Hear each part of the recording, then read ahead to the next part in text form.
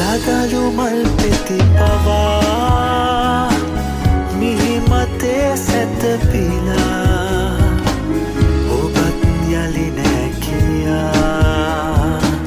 හිරුත් අවරට